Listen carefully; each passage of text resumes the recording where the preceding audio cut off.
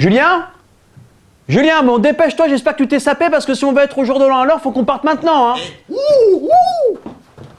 Julien, pourquoi t'es habillé comme ça?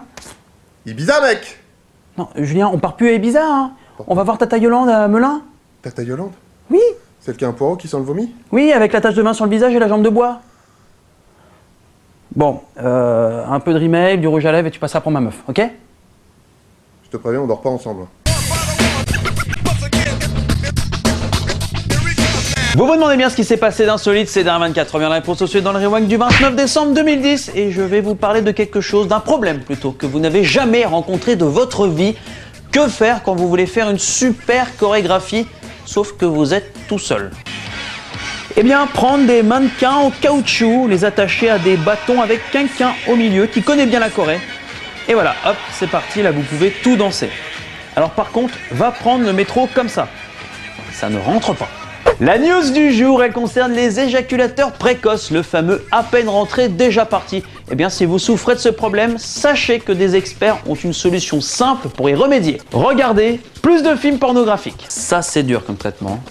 Pas facile, pas facile. En somme, les experts nous apprennent que les films pornographiques habitueraient le corps féminin à ces hommes, ce qui leur ferait mieux contrôler leur stress et leurs émotions, et donc leurs éjaculations.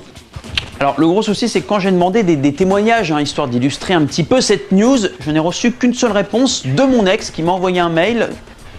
T'es bien placé pour parler du sujet. Je ne sais pas ce qu'elle entend par là.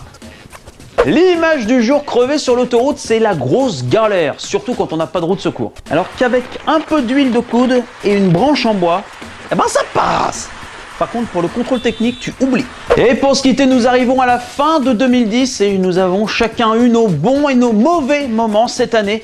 Eh bien, aux États-Unis, plus précisément à New York, ils ont trouvé la solution pour se débarrasser du mauvais de 2010. Eh bien, à New York, pour oublier tout ça, ils ont la solution. La ville a en effet mis à disposition une déchiqueteuse pour détruire tous ces mauvais souvenirs de 2010. L'initiative Play consiste à mettre sur papier vos plus mauvais souvenirs de 2010 et de les déchirer. Alors avant que vous me posiez la question, non, on ne peut pas mettre de gens dans la machine.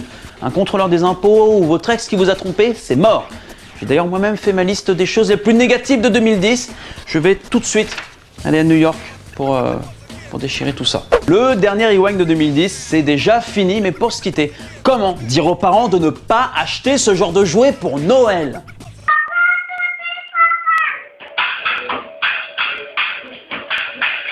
Deux solutions, soit tu l'abandonnes, comme un petit chien que tu laisserais sur le bord de l'autoroute parce que ta location de vacances ne prend pas les animaux, ou alors tu pars aux crises de nerfs. Bonne fête à tous et rendez-vous mercredi prochain. Mais non, Julien, on part plus à Ibiza. On va voir Tata Yolande à Melun. Tata Yolande. Ça aime bien la yande? Ah oui.